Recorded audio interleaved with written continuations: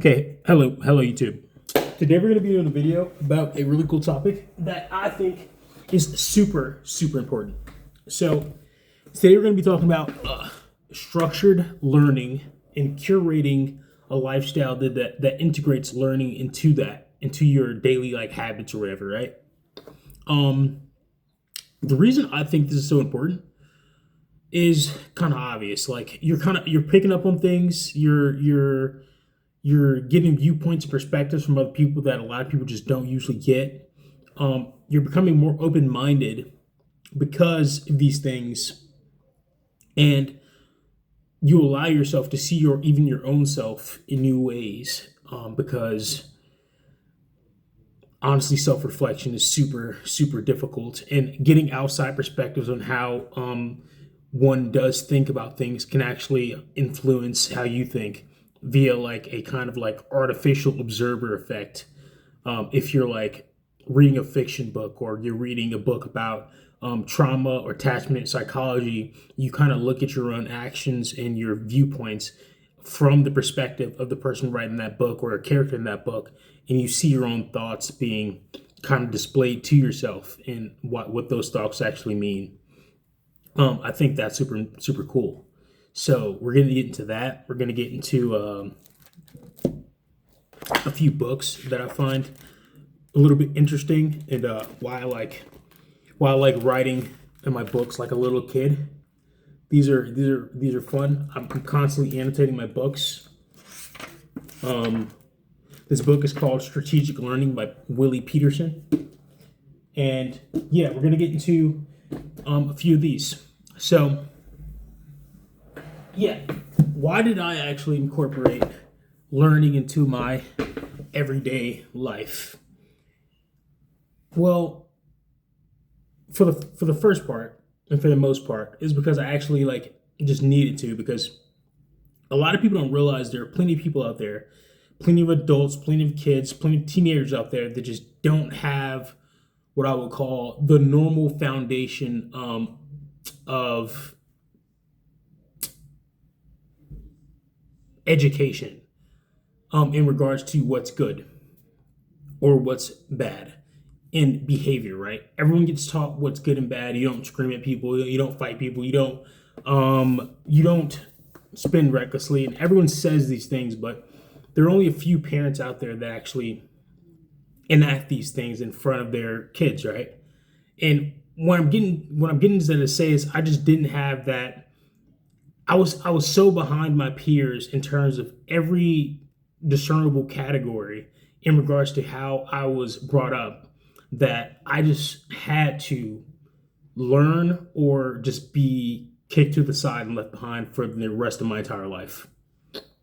That's how I see it. That's why I incorporated learning into my life. It doesn't really have to be as extreme for you, but I will say that we all deal with a lot of deficits in our understanding because of our lack of putting focus into learning about things, obscure things we don't agree with, things that make us feel insecure, that put a mirror to our own actions, like learning about financial literacy. That can be something that really hurts your feelings a lot, because you're like, what have I been doing wrong or right this whole time, and what have I been messing up, right? You don't really want to hear those things when you crack open a book about these things. Like, one of my favorite quotes by Warren Buffett is that he says, people seem to have some perverse characteristic that likes to make simple things complicated. And as an overthinker, when I read that, my heart started racing. I'm like, oh my God, I'm one of those people. I'm one of the people that have perverse characteristics, all these things, I'm like, man, that really put a mirror to myself. And that is what learning does. I think the cool thing about learning anything is that it puts a mirror to what you don't know. And it kind of brings out a lot of insecurities inside of yourself. It can, especially if you're reading a book about a insecure character that has some of the same insecurities you do. Like, I know a lot of these books get hyped up on Book Talk and YouTube and all this stuff, but recently I read Crime and Punishment by Dostoevsky, right?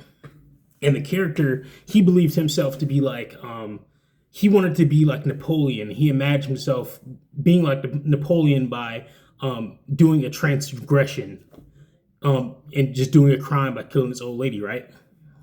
And he was like, if I kill this old lady, I'll be like Napoleon, right? How many of us do that all the time?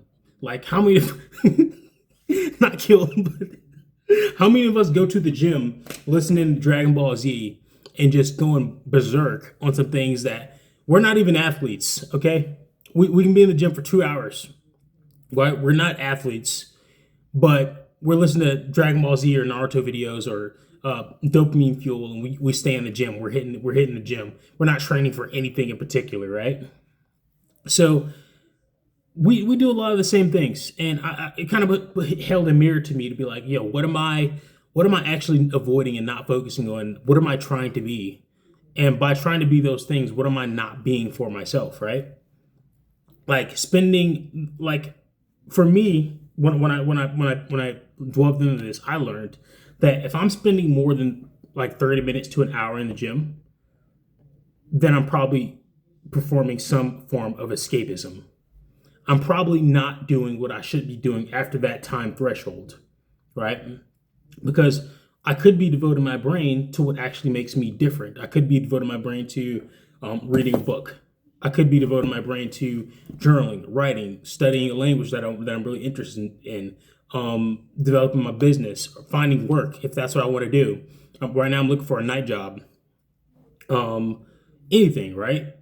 Because while I'm going to school, like, boom, these are all the things that curating this kind of stuff, and then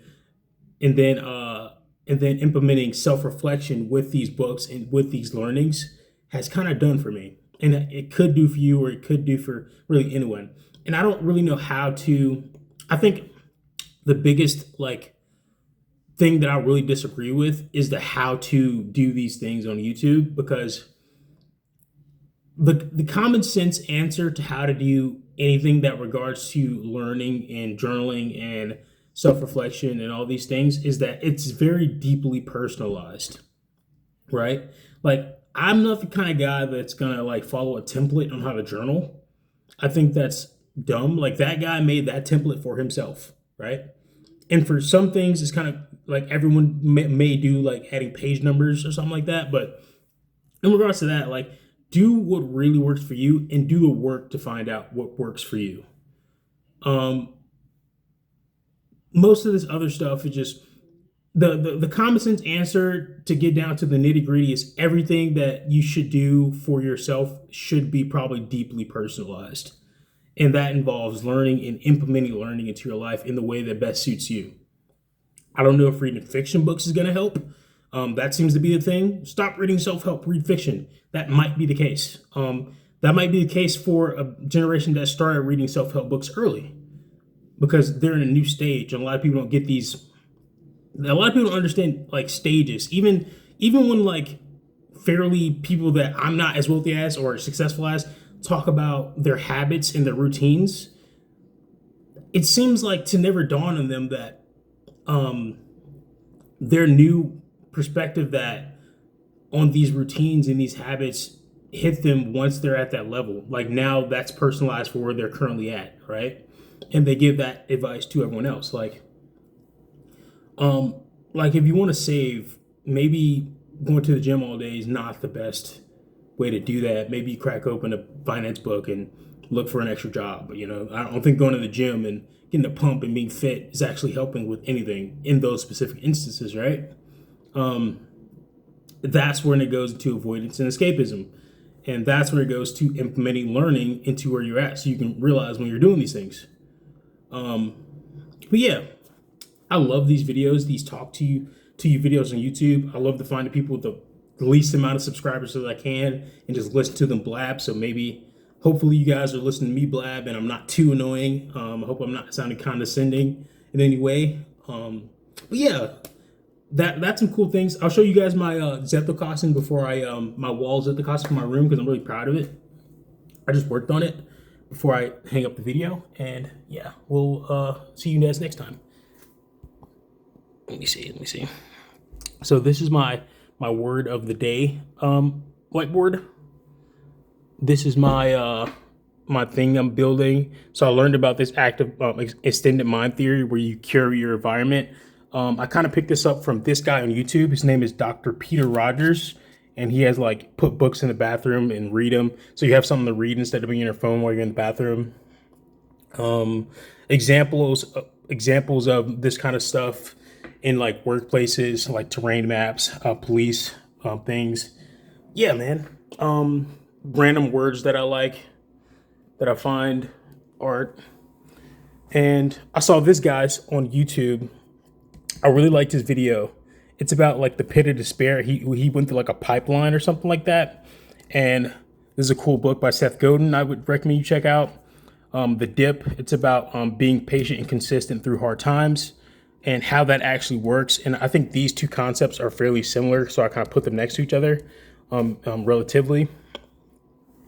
And a bunch of motivation quotes. But like, either way, yeah, I think all these things are really cool, and learning is very fun if you make it so. But don't try to learn like well, I won't say don't, because again, that kind of goes against my whole principle.